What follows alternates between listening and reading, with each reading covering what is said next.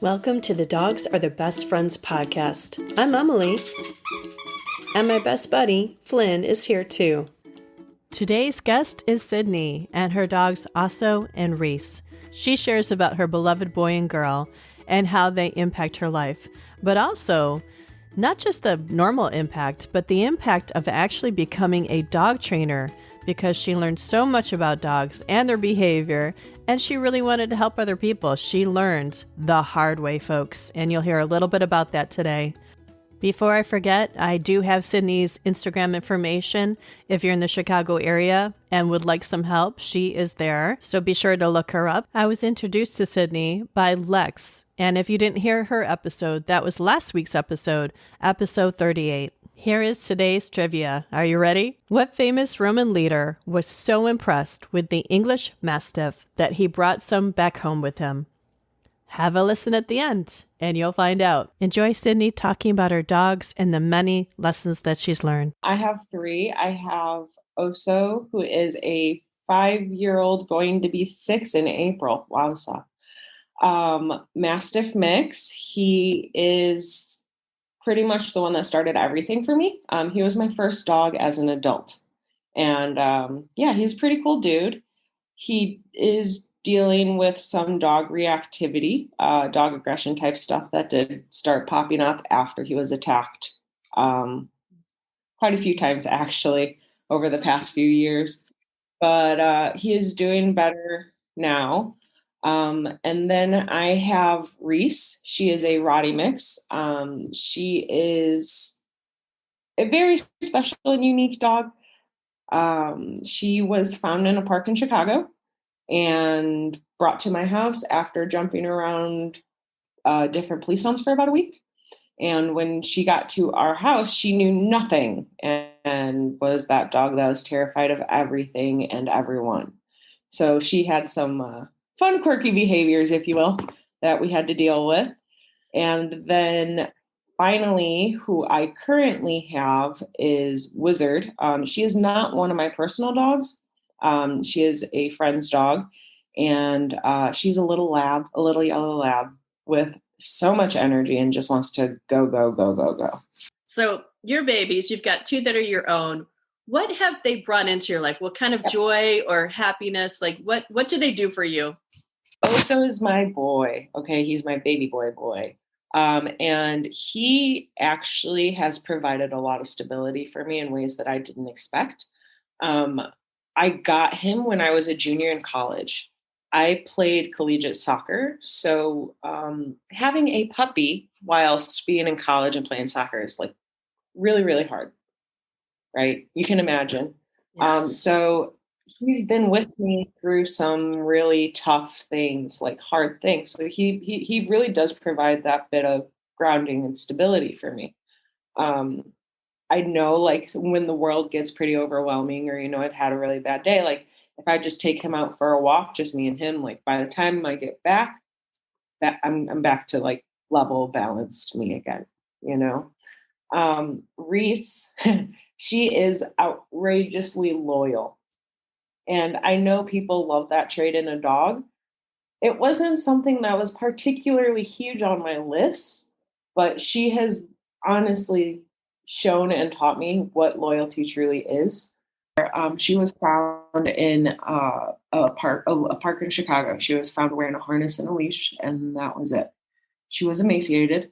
Obvious she had been living either in some pretty gnarly conditions or just not being taken care of.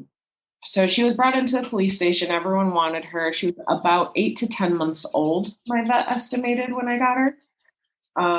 And she was terrified of everything, didn't want to walk on grass, was afraid to go in the house, would only go potty on the concrete. If you were anywhere near her with food, like resource guarding at the wazoo, like teeth, snarls, all the things. Next, Sydney shares about the traumatic event that changed her dogs forever. Fortunately, she took a journey and she figured out how to help her dogs. So be sure to listen to that part as well. Yep, it was great. He was like that perfect companion dog until a year old when he got attacked. And we were out on a walk and a dog came up to us and, I didn't think anything of it because it wasn't the first time it had happened. And usually I just let, they say hi, they do their thing, and then we continue, right? Right. Well, that one did not want to continue. Oso is a large dog. He's a very big boy. And with big boy status comes, just like with people who got to prove themselves, right? Right. So cue on first attack. Okay, cool. Well, he was still social after that, still okay.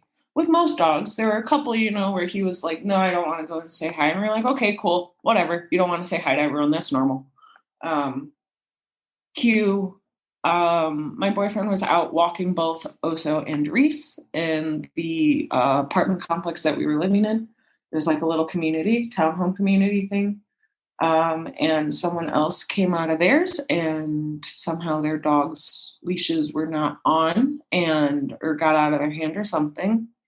And the dog ran up to my two and the one walked right up and immediately jumped at Oso's throat. Oh my gosh.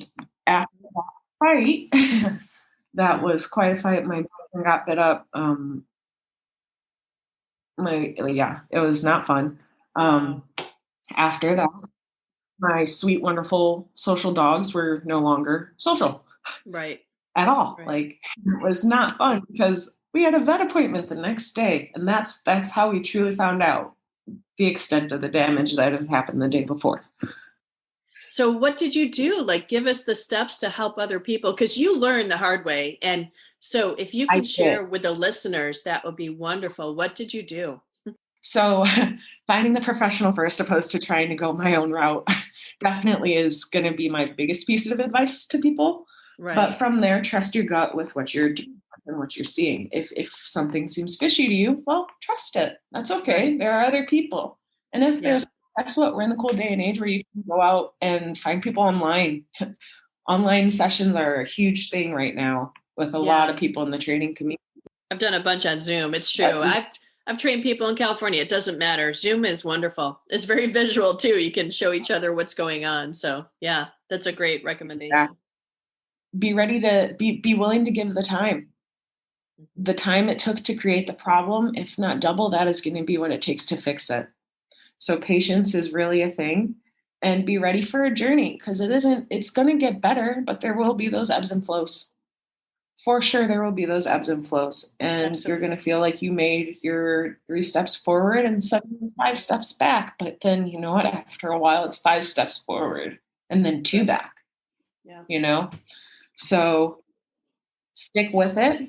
Be ready to go on a journey. Find a professional trainer, and be willing to admit to yourself that maybe I am somewhat a little bit a part of the problem sometimes, because more often than not, we are. And the sooner we're able to admit that, the quicker our progress comes about because we're stopped denying it and we're able to start saying, okay, yeah, I see there. That's where I need you to go to your dog bed, right? Right there. That's what I was just I gave you a cookie. Why did I give you a cookie? Because giving you a cookie shuts you up from barking. But I just reinforced your barking. Right? Yeah. Yeah. Once you're willing to have that honest chat with yourself, once you're willing to, really, and this is the hard part, this is where we as humans have to kind of step away from our emotion and kind of analyze the situation and end up doing what is truly best, right? Even if it is kind of hard for us at first. Like, I didn't want Reese out of the bed. I didn't want Reese off the sofa. I didn't believe in crates. I thought crates were the worst thing in the world. Yeah, so many people do. Yeah, that's funny. I get it. The dog that completely changes that for you. And again, that was Reese. That was how she was able to be in the house. That was how we were able to have her around, So be open. Be open. Not everything you think is right. Unfortunately, I wish it was. But crates are not bad. They actually can be very helpful, especially when dealing with different types of issues. The hard time that we've had this year with COVID and being alone and things, what have your dogs brought to you during this hard time that has helped inspire you and keep you going? They give me an outlet. They give me an outlet for play. So I can be very frustrated, right? And again, this is where everyone's bond with their dog is going to come into play. But Oso, again, is very, very in tune with me. He's actually my therapy dog, not my personal one. He's a therapy dog. We go out and do therapy work. Oh, nice. So like he's a super sensitive guy. He knows. He knows when things are messed up, right? So at the barest hint of like me being off kilter, maybe I had a hard day at work, right? Maybe someone in the family got sick, right? My boy knows how to come up to me and he'll start rubbing his head on me and, interrupt that kind of downward spiral, if you will. Right. And it's even better because then he'll run over and grab a toy and he's like, come on, let's play. And when your dog is staring at you with a toy in his mouth and a play bound, that little tail and booty's just wiggling, I don't know how people have the heart to say no, but I honestly cannot. It gets me every time. Every time. I still see that little 8-week-old puppy and the first time he did it. That's neat. So in a lot of this hard times, they remind me, hey, live in the moment, friend. It's fun. It's easy. Right. You can do this. Right. Have a little fun. Yeah. So true. I asked Sydney for some book recommendations because I love books about dogs, right? And sometimes, to be honest with you, I don't read books, but I listen to the audiobooks. So here are some titles for you to think about listening to or reading. And then do you have any books that you would recommend, whether they're serious like training or fun, just about dogs, or even children's books? Because I love books. I'm a librarian. So one of my favorite books for people in general, well, this comes more so for the pit bull type people. I think that everyone should read The American Pit Bull. Wow. It is a wonderful book. And it truly does. And the only reason I'm even bringing this one up is because of recently I've had an influx of a lot of people with, the shelters clearing out with a lot of pit bulls with a lot of issues, right? Staffies, bully mixes, whatever it may be. And a lot of people are very much into but I was told it's how you raise them. That is true to a point. But we do also have to remember there is a genetic component with a lot of these things.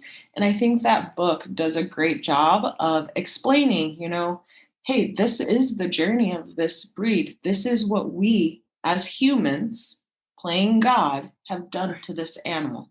Right. And it's really insightful. And, it asks you to look at things kind of differently, I think. Like for me, I was very much, it was all in how you raise them, I was fully that person. Yeah. Until my English Mastiff mix started trying to attack other dogs. Right. Because I know he was raised right. I know. I did it. Right. Yeah. So it wasn't how I raised him. I'm positive of that part. Right. So for me, that was a very hard moment. But that book it helped bring a lot of clarity for me. It really did. Is the title Pitbull, The Battle Over an American Icon? Is it that book or a different one? I'm trying to look it up while I'm talking to you. Yep. Is that it? It's that one. For a children's book, if you haven't read Shiloh, if you don't have Shiloh, I think that's a problem. If you have not read... I love it. Sorry, that struck me so funny. I love it. I am a grown adult, and I think I read that book last week. Where the Red Fern Grows. And I think that's a very good book, especially for children that may be dealing with pet loss. Just because if you're unfamiliar with that book, the dogs do... Spoiler alert, my friends, I'm sorry. The dogs do end up dying. Yeah. But the journey for the child, I think, is the important part, and how he ends up growing up with the dogs and, kind of the effect they had on him and how they shaped his life and how they kind of taught him those different lessons about different things. I think that's a wonderful book. Again, I know that's a classic, but the book, not the movie, my friend. Are you ready for the trivia answer? Well, I looked at the AKC, which is the American Kennel Club website, and I found an interesting history fact that I thought people would enjoy. So here's the answer. An invasion of Britain in 55 BC, Julius Caesar could not believe the bravery of the Mastiff, and so he took some back home with him. And unfortunately, he didn't use them for a really nice purpose. He used them for battling wild beasts and human gladiators in the arena. A better use of the Mastiff was in medieval England, and they were used as big game hunters, nighttime guardians of estates, and war dogs. Further on that article, and I will link it in the show notes, of course. A sad fact, but it gets better, don't worry, is that after World War II, the Mastiff breed in England was down to like 14 dogs. And the Americans helped with the breeding of Mastiffs and was able to bring it back up for England as well. But of course, the Americans are grateful to England because that's where they came from to begin with.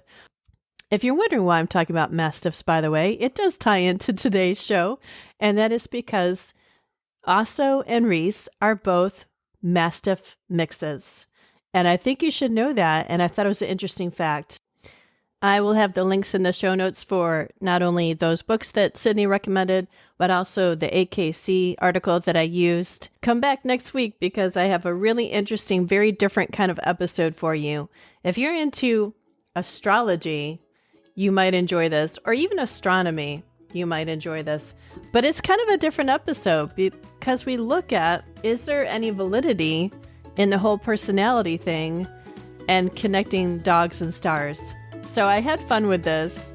I have a friend that really believes in it, so we had a discussion about it, and I think you'll enjoy it, as well as her story about her own dog, Philly. We'll see you next week.